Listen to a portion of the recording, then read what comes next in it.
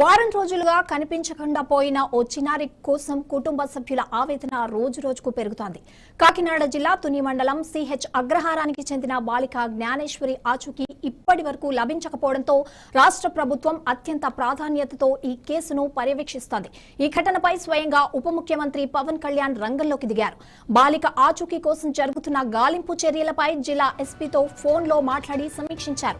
వారం రోజులు గడిచినా ఎలాంటి సమాచారం దొరకకపోవడంపై తీవ్ర ఆందోళన వ్యక్తం చేసిన ఆయన దర్యాప్తును మరింత వేగవంతం చేయాలని అధికారులను ఆదేశించారు.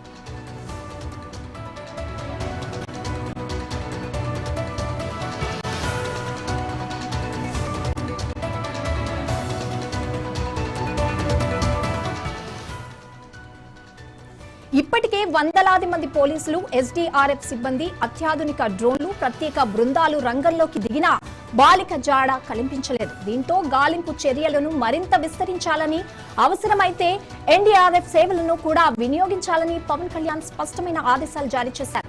ప్రత్యేకంగా బాలిక ఇంటి పరిసరాల్లో ఉన్న దట్టమైన అటవీ ప్రాంతాలపై దృష్టి సారించాలని, అడవులపై అవగాహన ఉన్న నిపుణులు, ఫారెస్ట్ డిపార్ట్మెంట్ వాచర్లు, బేస్ క్యాంప్ సిబ్బంది సహకారంతో అణువణువు గాలించాలని సూచించారు.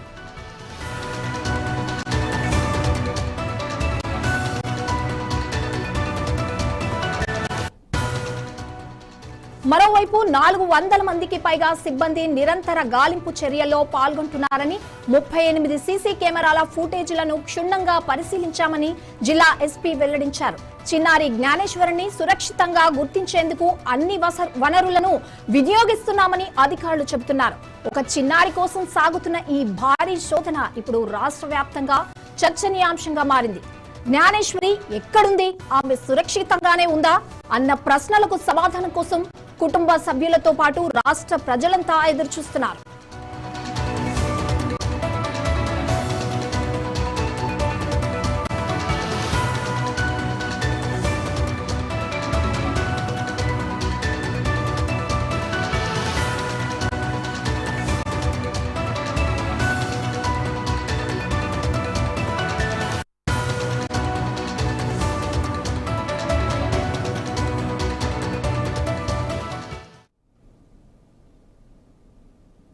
బులెటిన్ షార్ట్ బ్రేక్ తీసుకుందాం. Stay tune.